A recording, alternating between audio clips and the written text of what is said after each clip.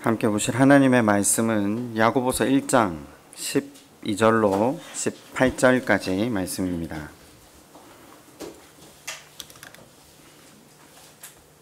야고보서 1장 12절로 18절까지 말씀을 교독하도록 하겠습니다. 시험을 참는 자는 복이 있나니 이는 시련을 견디어낸 자가 주께서 자기를 사랑하는 자들에게 약속하신 생명의 면류관을 얻을 것이기 때문이라. 시험을 받을 때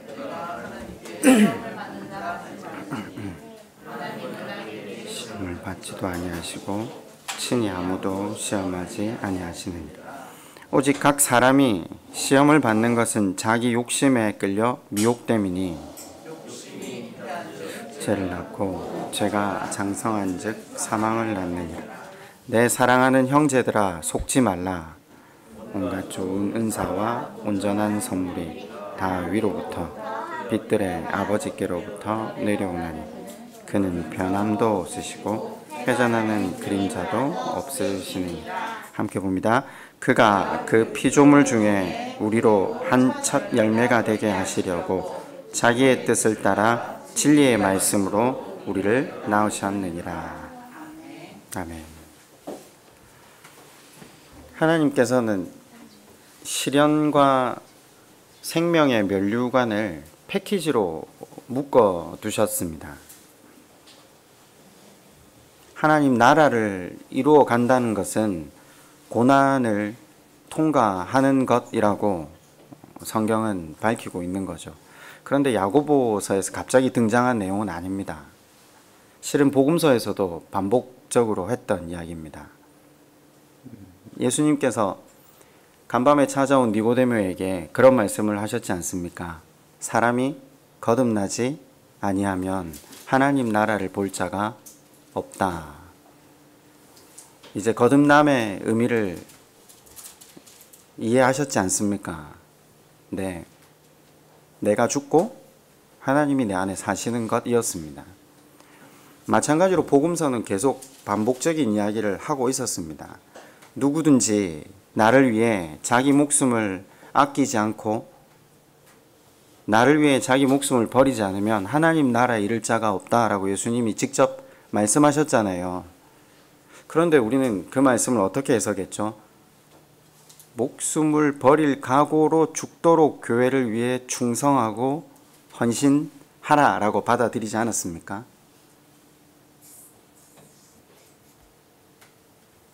죽도록 충성하고 죽도록 헌신하라. 아니요, 죽어야 되는 겁니다. 죽도록 아닙니다. 안 죽어 놓으니까 죽도록 충성하고 죽도록 헌신했는데 왜 나는 이 모양입니까? 왜 내게 하나님은 좋은 걸 주시지 않습니까? 이렇게 질문을 하지 않습니까? 안 죽었다는 것의 증거죠. 제가 설교 시작부터 복음서에는 똑같은 이야기가 반복되었습니다. 다만 우리가 교회에서 기복은 멀리 하는 것 같지만 실은 복에 대해서 잘못 배웠기 때문에 성경은 복이라고 가르치는 것 하나밖에 없습니다. 하나님 나라입니다. 구원을 얻는 것 이외에는 복이라고 지칭하는 것이 없습니다. 그래서 팔복을 시작하자마자 심령이 가난한 자, 심령이 가난한 자. 왜 가난해지죠? 하나님 손안에서 시련과 광야를 지나고 있기 때문에 하나님 아시는 겁니다.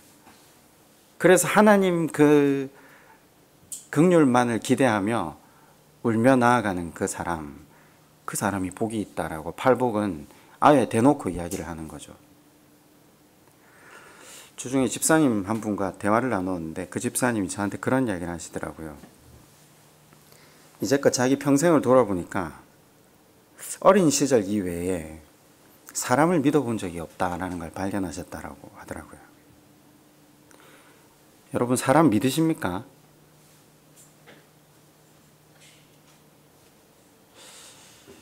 우리 다 똑같지 않습니까? 어린 시절 이외에 세월이 흘러가면서 사람을 믿게 되던가요?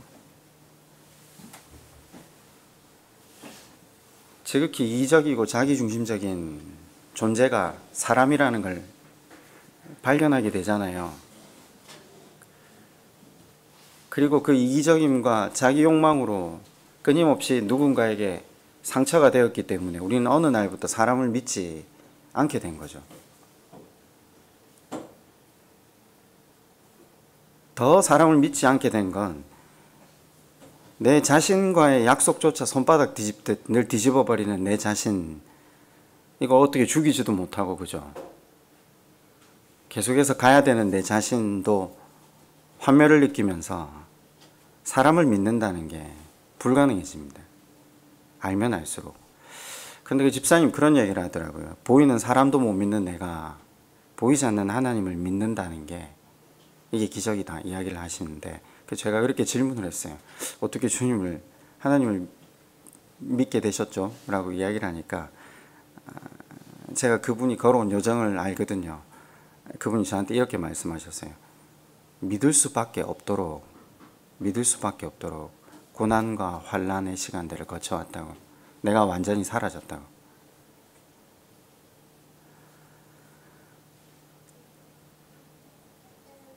인간이 언제 주님을 믿게 됩니까?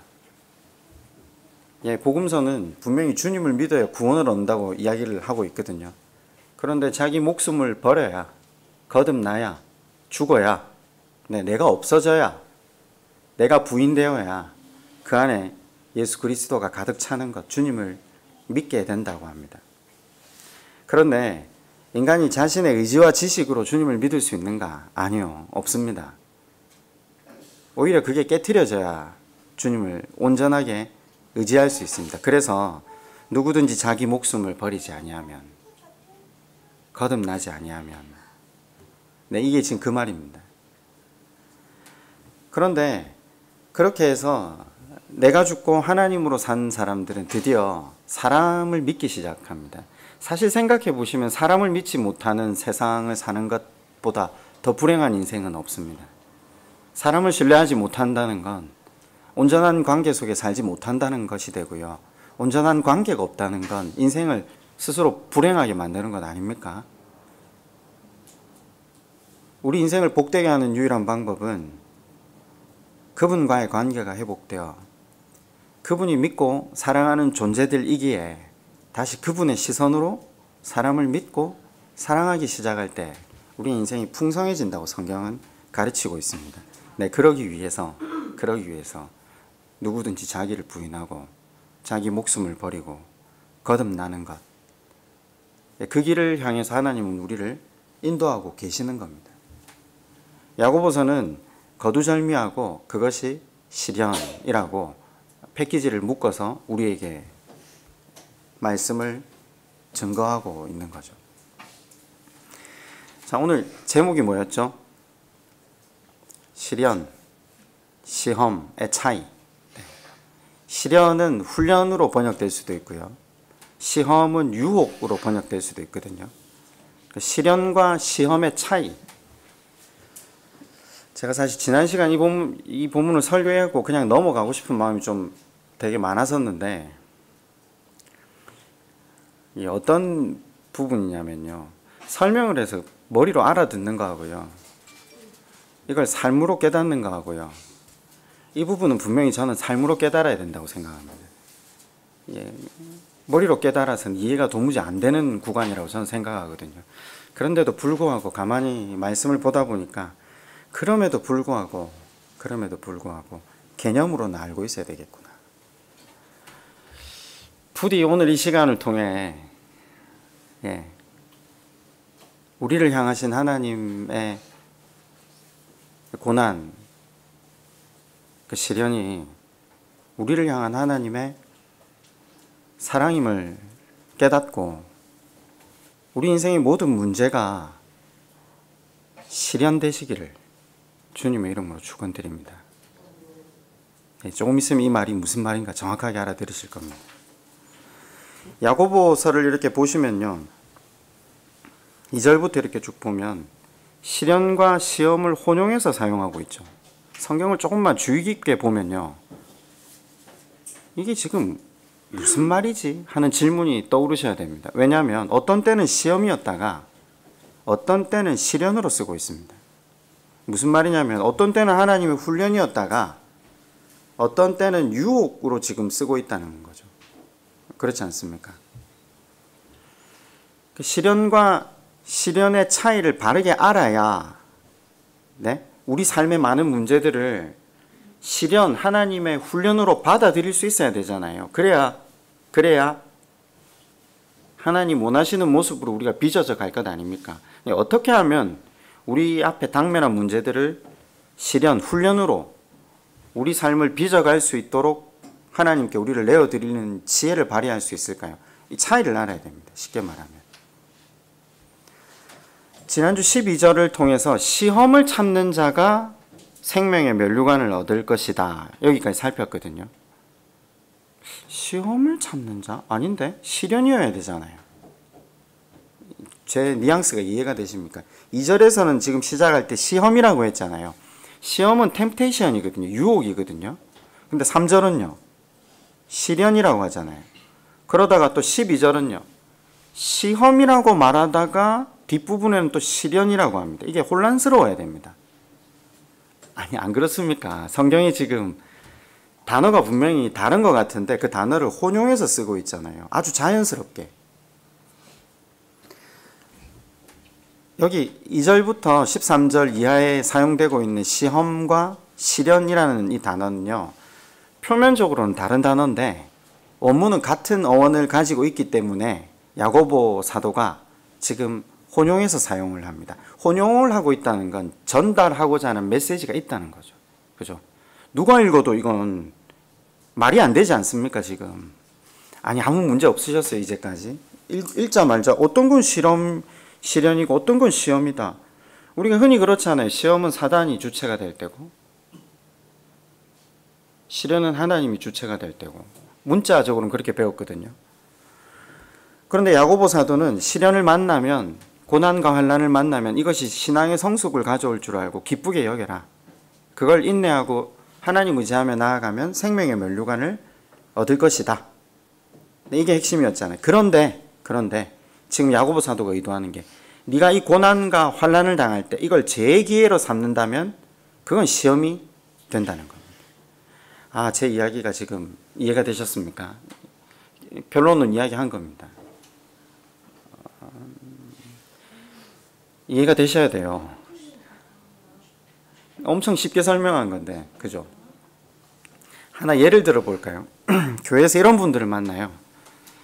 최악의 일을, 제가 볼 땐 최악의 일을 당한 것 같아요. 그런데 하나님께서 이 일을 통해 나를 빚어 가시길 원하시는구나. 하나님이 이 일을 통해 나를 진정으로 복되게 하시려고 하시는 겁니다. 이렇게 말하는 분들이 계세요. 정신이 이상한 게 아니에요. 그냥 엑스터시에 사로잡힌 분도 아니에요. 정확하게 직시하고 이야기를 하시는 분들이 계세요. 그게 고난이나 환난 앞에 고통을 느끼지 않아서가 아니에요.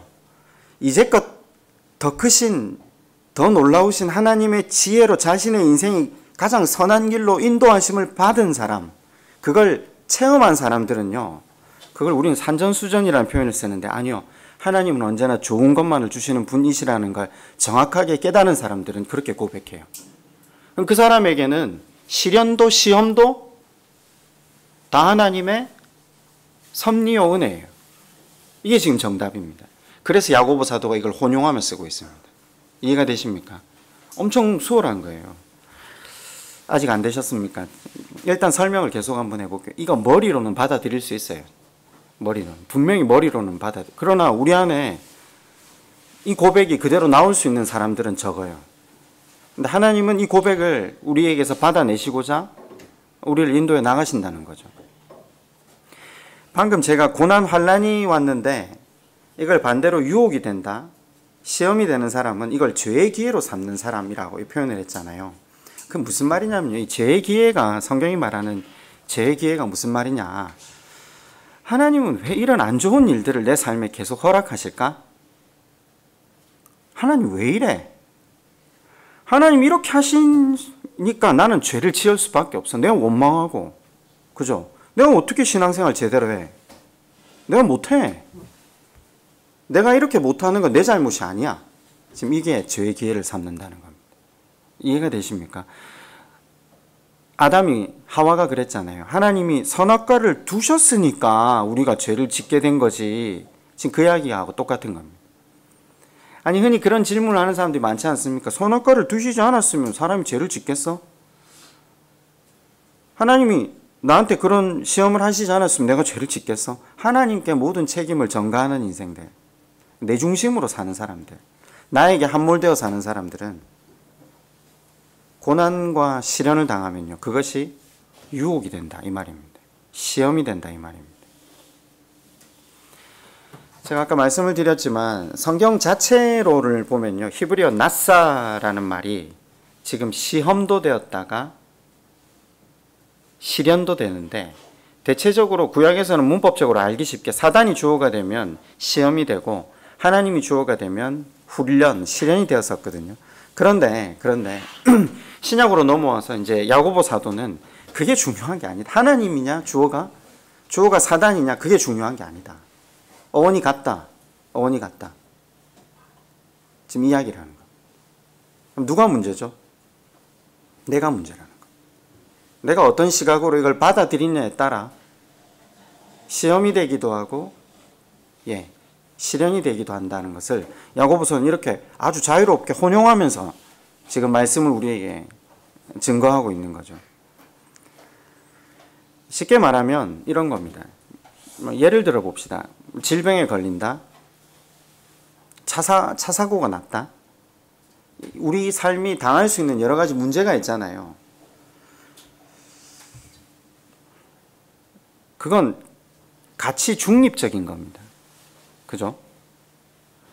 무슨 말이냐면요, 그게 나쁘고 그게 좋고 이렇게 받아들이는 게 아니라 그러니까 우리가 신앙의 어떤 자세로 받아들이냐에 따라서 믿음의 시련이 될 수도 있고 죄의 유혹이 될 수도 있다 이 말인데, 내한테 차 사고가 났으니 시련이 될 수도 있고 유혹이 될 수도 있다 이 말이죠. 병에 걸린 것이, 사업에 실패한 것이 시련이 될 수도 있고 유혹이 될 수도 있다.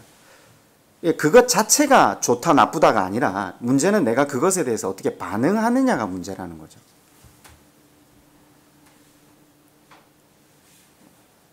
결국 저는 지금 말씀은 정확하게 설명을 다 했습니다. 신앙생활에 있어서 내가 어떻게 받느냐에 따라서 믿음의 시련이 될 수도 있고 죄의 유혹이 될 수도 있다라는 것, 여러분 이 전제를 가지고 그러면 여러 가지 시련들을 기쁨으로 받는 자가 결국 하나님의 생명의 면류관을 누린다라고 했잖아요. 이게 성경이 양쪽을 다 건드리고 있어요. 제가 복음서를 이제 한번 설명하겠다라고 말씀을 드렸는데, 복음서는 우리에게 굉장히 양쪽을 다 이야기하는데, 그냥 하나님의 은혜로 우리가 구원을 누릴 수 있는 존재다라고 해놓고요, 그러나 구원받는 자는 적다라고 이야기를 해요. 왜냐하면 씨 뿌리는 비유에서 씨를 그렇게 뿌리잖아요. 한없이 밖에도 길가에도 돌밭에도 뿌렸는데 몇 분의 몇만 구원을 얻죠? 4분의 1. 좋은 밭은 4분의 1밖에 없어요. 25%. 그래서 예수님은 계속해서 말씀을 하시잖아요. 누구든지 이 천국 비밀을 깨닫고 하나님 나라로 올 자가 많이 없다. 그 말이 무슨 말입니까? 자기 목숨을 안 버린다는 겁니다. 자기를 부인하지 않으려고 한다는 겁니다. 오히려 자기의와 공로로 신앙생활을 한다라는 거죠. 자기의와 공로로 신앙생활을 하는 사람들은 하나님은 나한테 이렇게 대하실 수 없어, 이게 더 강합니다. 어떻게 내가 이런 일 속에 지낼 수 있지? 네? 지금 이걸 이제 뒤에 설명을 다시 하겠지만, 자 보세요. 그런데 그래서 유혹이 되면요, 유혹의 결과가 뭔가? 그런데 이 유혹의 결과가 죄로 인해 죽는 건데 이겨야 되잖아요. 그래서 성경은 오늘 이 말씀의 마지막에 유혹을 이길 수 있는 방법을 우리에게 제시해주고 있는 거죠. 왜 유혹을 받죠? 1장 14절에 이렇게 나와 있습니다. 유혹을 받는 이유는 오직 각 사람이 시험을 받는 것은 자기 욕심에 끌려 미혹됨이니. 욕심에 끌려 선을 넘어서는 것. 그러니까 욕심을 다른 말로 하면 소망, 소원, 원함 이런 게 되잖아요. 비전, 굼 이런 게 되잖아요. 이거 자체는 나쁜 게 아니잖아요. 이게 가치 중립적인 거예요. 욕심이. 무슨 말이냐면요. 배고픈 사람은 밥을 욕심내게 돼 있잖아요. 그게 나쁜 거예요? 아니죠. 나쁜 거 아니죠. 그게 무슨 죄입니까? 배가 고파 밥을 욕심내는데. 그런데 선을 넘으면요. 탐식이 됩니다. 그죠? 배가 고픈 사람이 옆에 있는데 나만 먹으면요. 이기주의가 되는 거죠. 자기를 돌보는 게 나쁜 게 아니에요. 그죠? 근데 선을 넘으면요. 그게 자기 중심이 되는 거죠. 판단하는 것 나쁜 거 아니에요. 판단을 해라고 해요. 성경은 분명히 판단을 해서 어디로 가야 할지, 어디로 가지 말아야 할지, 무슨 말을 해야 할지, 어떤 말을 하지 말아야 될지 구분해라고 해요. 그런데 선을 넘어서 비판을 하거나 비난을 하면 하나님 자리에 앉는 거니까 죄가 되는 것 아닙니까? 사랑이 나쁜 게 아닌데 선을 넘으면요. 과잉보호가 될 수도 있어요. 나를 너무 사랑해서 주는 휴식이 선을 넘으면요. 게으름이나 나태함이 될 수도 있고요. 성적 친밀함이 선을 넘으면요. 음란함이 되잖아요. 이게 하나님이 그어두신 선이 있잖아요. 그런데 우리 욕심에 끌려서 선을 넘을 때 그게 우리한테 유혹이 되고 시험이 된다. 우리의 자세에, 우리의 받는 자세에 따라서 결정이 된다. 그죠? 차 사고가 났어요. 그런데 이게 하나님 하신 건지 마귀가 주는 유혹인지 모를 때가 있잖아요. 그죠? 질병에 걸렸는데 이게 하나님이 주시는 건지 마귀가 주는 건지 모를 때가 있어요.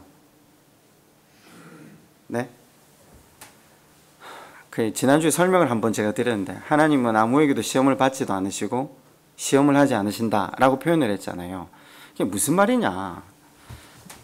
우리 시내가게 오셔가지고 그 새가족 교육을 받으셨던 분들은 성경의 기록에 사단, 마귀가 하나님과 대등한 존재가 아니라는 걸 먼저 배우셨어요. 제가 이게 왜 중요하냐면요. 뒤로 가면 갈수록 이 개념이 정리가 안 돼 있으면 성경을 읽으면 하나님과 대등하다고 하면요. 이걸 하나님이 여기에서 변명하는 것처럼 보이거든요. 하나님 이외에는 아무런 존재가 없어요. 성경에는요. 분명히 배우셨잖아요. 그게 왜 헷갈리게 됐냐면 제가 지난 시간에도 한번 말씀드렸지만 단테가 쓴 신곡에서 천사들 중 한 명이 천사장이 방귀를 틀어서 그가 루시퍼가 되었고 그가 사단이 되었다라고 하는데 그건 소설이고요. 성경에는 그런 말이 나오지 않는다고 했습니다. 성경에는 반란한 천사들을 하나님께서 제압하셔서 무적행에 가두셨다로 끝이 납니다. 거기서 힌트를 얻어서 소설을 쓴 겁니다. 성경의 사단은요. 하나님이 부리시는 종이라고 정확하게 나와 있습니다. 그죠? 교리에도 정확하게 나와 있습니다. 하나님께서 사용하셔서 선을 이루신다라고. 그러면요. 누가 주느냐 아무 상관없다는 겁니다. 이해가 되셨습니까? 이게 정리가 돼 있으면 이제 뒤로 가면 이해가 되는 거죠. 누가 주느냐 아무 상관없어요. 차 사고가 났는데 하나님께로부터 왔으면 어떻고 마귀에게서부터 왔으면 어떠냐는 겁니다. 대응 방법은 하나라는 겁니다. 대응 방법은 뭐죠? 1장 2절 다 같이 한번 읽을까요? 시작. 내 형제들아 너희가 여러 가지 시험을 당하거든 온전히 기쁘게 여기라. 하나님께서 만사를 주관하심을 믿고 감사함으로 받는 겁니다. 믿음의 훈련으로 받아들이는 겁니다. 근데 이걸 죄의 유혹으로 받아들이면 원망과 분노와 절망과 좌절로 나아갑니다.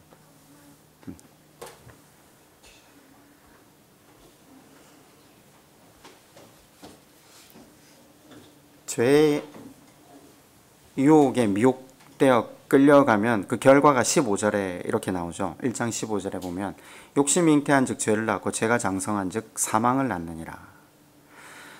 죄는 사망을 낳는다고 하는데 결국 하나님과 멀어진다라는 것을 이야기합니다. 하나님과 관계가 단절된다는 걸 이야기하거든요. 선악과를 따먹음으로 불순종함으로 말미암아 하나님과 멀어지는 것. 성경이 말하는 사망의 본질은 하나님과의 결별. 유혹에 끌려서 미혹되면 결국 어떻게 되냐? 우리가 죽는다라는 겁니다. 비극이죠. 우리가 결단코 가지 않아야 되는 길이거든요. 그래서 야고보서는 유혹의 본질, 유혹의 결과를 이야기하고 나서는 이제 유혹을 어떻게 이길 수 있는가를 설명하기 시작합니다. 우리 삶 가운데 다가오는 여러 가지 문제를 유혹으로 받지 않고 믿음의 시련으로 받아들여서 성숙을 이룬다. 하나님 나라를 이룰 수 있는 방법은 뭔가?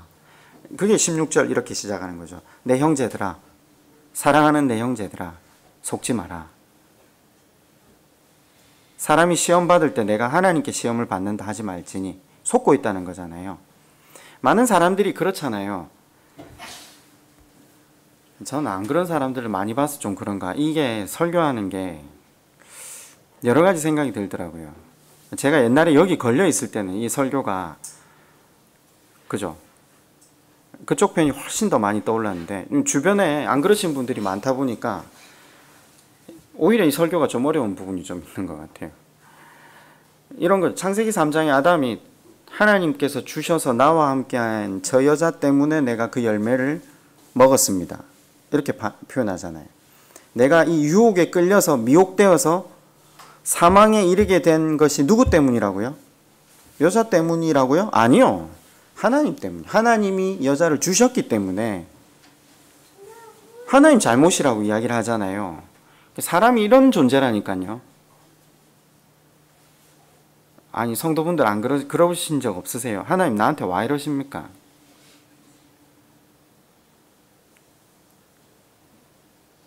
그런데 제가 지금 그게 중요한 게 아니라 하나님이 그러셨다라고 결론을 이제 우리 스스로가 만약에 이거 하나님 하신 거야 이렇게 결론을 딱 내리면요. 그때부터 하나님 미워지는 겁니다. 하나님 왜 나한테 이렇게 어려움을 주고 하나님 오해하기 시작하는 거죠. 그래서 13절 뒷부분에 보면 하나님은 시험을 받지도 아니하시고 시험하시지도 않는다. 이 뉘앙스가 지난 시간 설명을 한번 드렸잖아요. 하나님 능력이 없으신 분도 아니고 하나님이 우리를 놓치셔서도 아니고 우리를 사랑하지 않으셔서도 아니다. 그럼 사랑하시는 그 하나님께서 우리에게 시험과 환난을, 시험과 시련을, 유혹과 훈련을 강행하시는 이유가 뭔가? 일단 17절은 우리 하나님의 마음을 먼저 이야기합니다. 온갖 좋은 은사와 온전한 선물이 다 위로부터 빛들의 아버지께로부터 내려오나니 그는 변함도 없으시고 회전하는 그림자도 없으시느니라. 변함도 없으시고 회전하는 그림자도 없으신 분, 신실한 한 가지 목적을 가지고 그 목적이 뭡니까? 우리로 하여금 하나님 나라 이르게 하는 것. 네. 그 목적 가지고 변함없이 우리 가운데 일하시는 분. 온갖 좋은 은사와 온전한 선물, 이분은 주시려고 하는 분. 또 주고 더 주고 다 주고 그죠? 이분은 하나님은 우리가 우리 자식에게 그렇듯이 그 마음 하나님 우리한테 심어두셨잖아요. 다 줘도 항상 부족한 그 하나님은 늘 좋은 것 주시려는 그 하나님이시라는 겁니다. 그런데 이스라엘 백성이 그 하나님 몰라요. 그래 좋습니다. 우리가 신앙생활 20년, 30년, 40년을 했는데 성경을 제대로 배운 적이 없다. 그래서 하나님을 오해했다. 네? 그럴 수 있잖아요. 성경을 제대로 가르치는 사람이 없었다. 제가 이거 우리 책임이라고는 했지만 일단 책임을 좀 돌립시다. 목사가 성경을 몰라가지고 제대로 못 가르쳤다. 근데 재밌는 건 이스라엘 백성도 그랬거든요. 하나님 너무 답답하신 거예요. 그래서 선지자들을 보내요. 선지자들이 늘 하는 말이 뭐죠? 내 생각은 내가 안 하니. 하나님 그러고 계세요. 거기 가서. 네가 나야? 내 생각은 재앙이 아니라 평안이야. 선지서들이 역사서 사이사이에 계속 왔던 말씀이잖아요. 우리는 선지서를 한 곳에 모아놓으니까 이게 뒤에 나온 것 좀 착각하지만 역사서 내내 선지자들이 왔잖아요.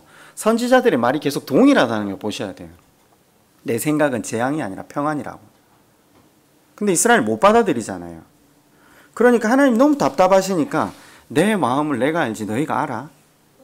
너희는 너희 인생을 복되게 하는 것이 너희 눈앞에 잠시 좋은 것이라고 생각하지만 아니야. 그래서는 너희가 하나님 나라 못 이뤄. 너희가 얼마나 좁은 틀 안에 갇혀서 너희 중심으로 살아가는지 알아? 너희 입으로 나오는 말로는 사람을 죽이고 너희 삶은 이기심으로 가득 차서 너희 곁에 있는 사람들을 옥죄어. 너희 자신만을 붙들고 살아가는 너 자신이 깨트려지지 않고는 그 안에 주님이 담길 수 없기에 열심으로 하나님께서 우리 삶 가운데 일하시는 거죠. 그 선하신 의도를 알아라고 하는 거죠. 그럼 여러분 이 선하신 의도를 선하신 의도를 더 확실하게 알게 하기 위해서 18절은 이렇게 말합니다. 그가 그 피조물 중에 우리로 한 첫 열매가 되게 하시려고 자기의 뜻을 따라 진리의 말씀으로 우리를 낳으셨느니라. 말씀이 되게 어려운 건 좀 쉽습니다. 피조물 중에 우리로 한 첫 열매, 구약에서 첫 열매는 첫 자식, 하나님의 소유라는 표현을 하거든요. 굉장히 수월습니다. 우리가 누구냐? 하나님의 소유다. 하나님 자녀다. 지금 이 말입니다. 내가 너를 구속하여 불렀고 지명하여 불렀나니 너는 내 것이다. 지금 이 말입니다. 말씀으로 우리를 낳았다. 우리를 붙든다. 우리는 죄가 장성해서 사망을 낳는 존재가 아니라 진리의 말씀 가운데 하나님이 붙들고 계신 하나님의 자녀. 그런 우리가 어떤 상황이 닥쳤다. 문제가 왔다. 내가 누구냐? 하나님, 그분께서 붙들고 계신 자녀. 그럼 문제 앞에서 우리가 어떻게 반응할 수 있습니까? 아, 하나님께서는 가장 좋은 하나님 나라 이루시기 위해서 시련, 혹은 시험, 고난, 광야 이런 포장지를 하나님 사용하시는 겁니다. 세상은요, 귀한 걸 이런 포장지에다 싸지 않아요. 화려하고 큰 것에 담거든요. 근데 하나님 방법은 다르세요. 역설적인 거죠. 여러분 그렇게 표현하시면 좀 이해가 쉬우려나 모르겠습니다. 100년근 산삼을 누가 나한테 선물을 했어요. 여러분한테. 근데 그걸 까만 비닐 봉다리에다 담아가 선물을 했다 칩시다. 네. 그럼 이게 무슨 뭐 더덕인지 그죠? 인삼인지 구분이 안 가겠죠. 지금 하나님이 100년근 산삼하고는 비교가 안 되죠. 어마어마하게 멋지고 화려한 하나님 나라. 세상 그 어느 것과 비교할 수 없는 그 하나님 나라를 이 깨진 그릇에다 지금 이걸 담아서 우리한테 놓아두신 거죠. 겉으로 볼 땐 너무 초라한 거예요. 그런데 담겨있는 건 보배라는 거죠. 그 성경이 질그릇이라는 표현을 굉장히 자주 쓰잖아요. 그 안에 보배가 담겨있다. 그게 고난 속에 담겨있다는 거죠. 우리의 죽음 속에 자기를 부인해가는 신앙의 여정 속에 담겨있다. 왜요? 왜요? 안 깨트려지기 때문입니다. 안 깨트려지기 때문입니다. 신약가 교회 홈페이지에 들어가 보시면 새가족 교육 말고 옆에 보면 중직자 교육 이렇게 해가지고 제가 설교를 하나 모아놓은 카테고리가 있어요. 거기에 뭘 모아놓았냐면 창세기의 요셉편을 제가 따로 모아놨어요. 몇 분이 물으시더라고요. 중직자 교육에 왜 요셉 이야기를 적어두셨냐고 제가 물어보시길래 제가 사실 이전에 욥기를 설교했으면 욥기를 거기다 갖다 놓고 싶었는데 성경에서 욥기보다 더 하나님이 한 인생을 하나님 나라에 걸맞게 빚어가시는 이야기가 요셉 이야기입니다. 그래서 제가 거기다 그걸 갖다 놨습니다. 무슨 이야기입니까? 아시다시피 요셉이 경험하고 있는 이야기들은 우리로 치면 노랑식문의 날 이야기들 아닙니까? 형제들이 얼마나 그 인간이 보기에 미웠던지 온 그애를 옷을 벗겨서 구덩이에 던졌다 했잖아요. 창세기의 그 구덩이는 물을 가두는 구덩이. 그래서 성경은 이렇게 표현하죠. 그곳에 물이 없었더라. 그죠? 물을 가두는 구덩이는 보통 낮아도 5m에서 8, 9m를 판다고 합니다. 중동 지역에. 거기다 던졌다는 건 죽어라고 던진 거거든요. 죽어라고 던진 겁니다. 근데 살았어요. 병신도 안 됐고요. 근데 본인의 입장에서 한번 생각해보세요. 형제들이 나를 죽어라고 던졌다. 그것만으로 일평생 트라우마로 살 건데 유다와 싸우다가 그걸 끄집어내가지고 뭘로 팔죠? 노예로 팔아버립니다. 인신매매를 당한 겁니다. 17세에 팔려서 30세 이전에 무려 13년간의 여정 속에 노예살이로 그리고 종살이로 종살이에서는 하나님 바라보며 하나님 말씀을 순종하려고 지극히 정직하게 애를 썼는데 그에게 돌아온 결과가 뭐였죠? 옥살이로. 그죠? 그 성경은 이렇게 그 시편에서 요셉의 상황을 표현합니다. 그의 정신이 스올에 내려간 것처럼 되었다. 육체는 착고에 매여서 갈갈이 분해되었다. 그러면 보통 일반적인 사람이라면요, 이 문제를 당했을 때 그 표정이, 제가 지금 얼굴이 좀 밝아야 되는데, 원망과 분노와 좌절과 비판과 비난밖에 남지 않은 얼굴이어야 됩니다. 그렇지 않습니까? 그 정도 겪고 나면요. 그리고 하나님의 섭리로 말미암아 총리가 되었는데 형제들을 만났잖아요. 근데 이분들이 그 형제를 만나는 그 기간까지 애굽에 흉년이 들고 5년, 7년 그 데리러 왔다 갔다 하는 시간이 다 합치니까 적어도 만난 횟수가 헤어져서 만난 횟수가 22년, 23년 이렇게 되었다는 걸 옛날에 창세기 할 때 공부를 했는데, 그런데 이 사람들이 어떤 사람이었어요? 자기 자식 낳고 자기 자식 기르면서 생떼 같은 아이들을 보면서도 자기 아버지 야곱에게 자기가 죽었다라고 거짓말을 하는 것을 입을 모아서 단 한 명도 구하지 않았던 그 인간들. 그래서 자기 아버지는 일평생을 죽음 속에서 살게 했던 그 인간들. 그 인간들을 딱 대면했을 때 여러분 같으면 어떻게 하시겠냐고 제가 물었던 기억 안 납니까? 용서 안 돼요. 이건 용서할 수 있는 차원이 아니에요. 꿈엔들 잊혀지겠습니까? 그 인간들. 그럼 하나님께서 자기를 총리로 세우신 이유가 뭡니까? 그 인간들 바로 잡아야 되잖아요. 복수해야 되잖아요. 아닙니까? 근데 요셉은 그 시간을 통해서 죽은 겁니다. 죽은 사람만 용서할 수 있습니다. 죽은 사람만 뭐라고 하죠? 이것은 하나님의 섭리입니다. 흉년의 때를 대비해서 저를 하나님께서 애굽에 먼저 보내셔서 나와 형제들을, 아버지를 살리시려고 하나님께서 제게 행하신 일입니다. 이렇게 고백했잖아요. 정신이 온전하지 않은 게 아니라 죽은 겁니다.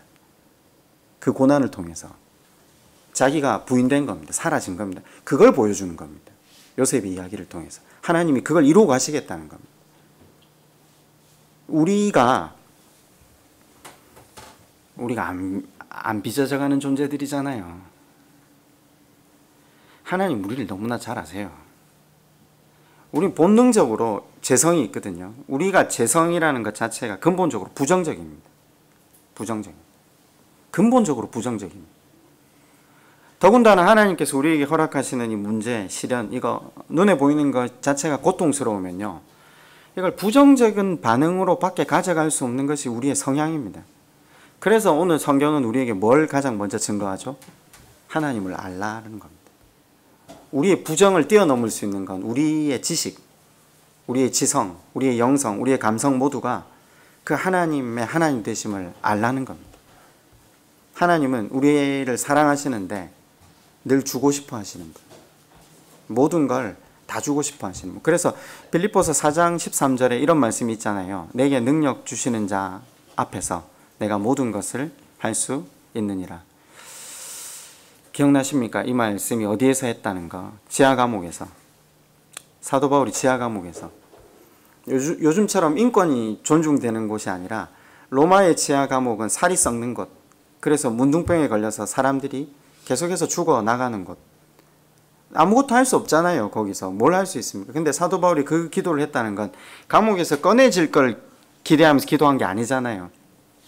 내게 능력 주시는 자 안에서 내가 지금 이 상황을 하나님의 훈련으로 받아들일 수 있다. 지금 그 기도였습니다.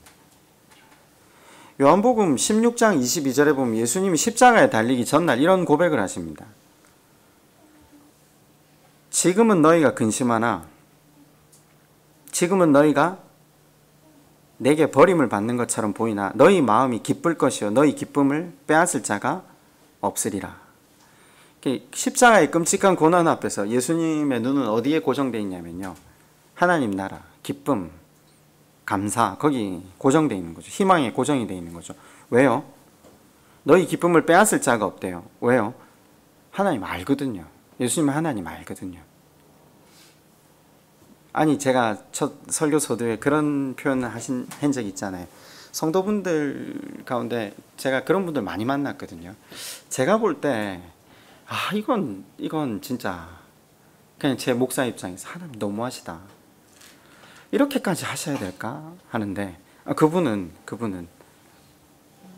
내라는 존재가 이렇게 이 상황을 지나가지 않으면 빚어지지 않는 존재예요. 네, 사랑하신 하나님께서 나에게 딱 알맞게 일들을 행하시고 계신다. 하나님 아는 거죠. 하나님 아는 사람은 그렇게 고백할 수 있잖아요. 그래서 사도 바울이 뒤에 가면 로마서 8장 28절에 우리가 가장 잘 알고 좋아하는 말씀, 우리가 알거니와 하나님을 사랑하는 자 곧 그 뜻대로 부르심을 입은 자들에게는 모든 것이 협력하여 선을 이루나니. 여러분, 이 말씀의 의미가 우리가 겪었던 고난, 예? 우리가 이해할 수 없었던 내 의지와 상관없이 겪었던 어려운 일들 뿐만 아니라 심지어 내가 실은 사실 이 뒤편이 많아요. 내가 잘못해서, 내가 죄로 인해서 내가 넘어진 그 시험조차 하나님은 어떻게 하신다고요? 협력하여 선으로 귀결시키시겠대요. 예. 아담이 그 짓을 하고 있는데, 예? 내가 이 죄를 지은 건요, 당신이 주신 여자 때문이라니까요. 이라고 앉아 있는데도 하나님은 사랑하는 아담을 놓으실 생각이 없으세요. 그걸 회개로 치고 앉아 계신다니까요.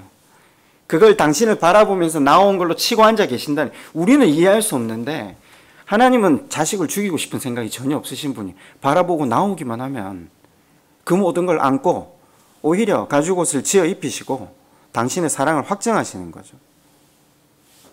성도 여러분, 오늘 주시는 야고보 말씀을 통해서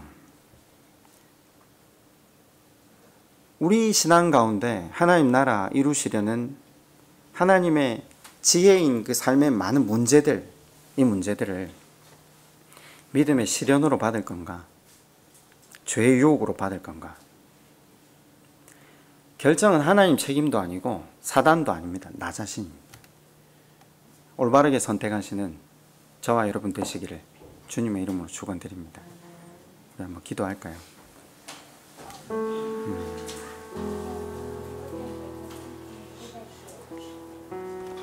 예수님이 질그릇 안에 담겨 우리에게 주어졌다는 표현을 복음서는 자주 합니다. 예, 이걸 바꿔 말하면 고난이라는 포장지 안에 생명의 면류관을 담아서 우리한테 놓아두신 거죠. 예, 이제 깨달으셨죠? 그러면 이걸 깨닫는 것으로 끝나야 되는 게 아니라 그걸 선택하고 순종해야 협력과의 선을 이루시는 하나님으로 인해 하나님 나라를 이루어갑니다. 우리 시간 한번 이렇게 기도합시다. 하나님을 더 알게 해주십시오. 그래서 내가 이걸 선택하는데 의지나 결단이 아니라 내가 하나님을 믿기 때문에 감사로 기쁨으로 나아가는 그 자리까지 나아갈 수 있도록 성령 하나님 내 삶에 역사해 달라고 우리 시간 그렇게 한번 하나님 앞에 함께 기도드리겠습니다.